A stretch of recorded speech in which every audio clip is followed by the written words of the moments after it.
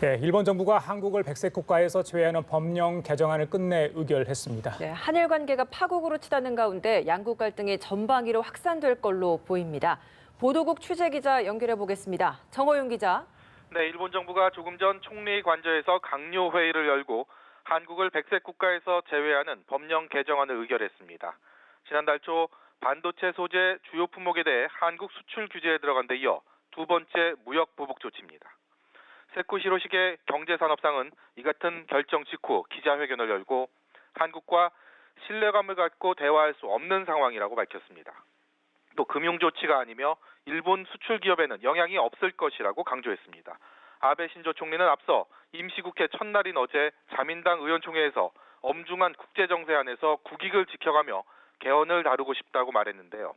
국익과 개헌 등을 내세워 한국에 대한 강경 조치를 앞으로도 이어갈 것이라는 말로 풀이됩니다. 개정안이 의결되면서 한국의 백색 국가 제외 시행은 공포 3주 뒤인 이달 하순쯤 이뤄질 것으로 전망됩니다. 전 기자, 백색 국가 제외의 의미와 파장 어떻게 해석할 수 있을까요? 네, 현재 일본 정부가 지정한 백색 국가는 우리나라를 포함해 미국과 영국 등 모두 27개 나라입니다. 우리나라는 2004년도에 이 목록에 올랐는데 이번에 여기서 한국만 뺀 겁니다. 개정안이 시행되면 일본으로부터 수입하는 거의 전 품목에 걸쳐 하나하나 일본 정부의 허가를 받아야 합니다. 쉽게 말해 일본 정부가 마음대로 수출을 규제하겠다는 것으로 경제와 통상 분야에서는 그야말로 족쇄라고 할 수 있습니다. 이와 함께 안보 협력 등에도 영향을 미쳐 장기적으로 동북아 안보 지형이 크게 흔들리는 사태가 초래될 가능성도 제기됩니다. 개정안에는 국제 평화와 안전 유지를 위해 한국을 백색 국가 리스트에서 뺄 필요가 있다고 적혀 있는데요. 한국이 일본의 안보상 문제가 있기 때문에 우방국에서 제외하겠다는 것으로 해석할 수 있습니다.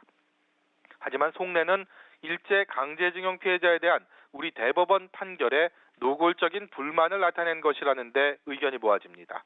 뿐만 아니라 개헌의 동력을 확보하기 위해 보수층 결집에 나선 아베 정권의 의도적인 한국 때리기라는 분석도 나옵니다. 네, 이렇게 되면 정말 한일 관계 그야말로 최악의 파국으로 치닫게 되는 것 아니겠습니까? 네, 그렇습니다. 사실 하루 전이 어제까지 사태 수습을 위한 외교적인 노력은 계속됐습니다. 한일 양국 외교장관은 어제 태국 방콕에서 마지막 담판을 벌였는데 결과적으로는 간극만 재확인하는 자리가 됐습니다.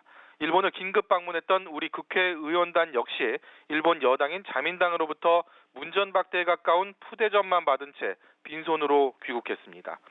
미국에서도 여러 핵심 인사들이 일본의 이번 조치가 나오기 전 우려를 나타냈었는데요. 결과적으로는 별 소용이 없었습니다.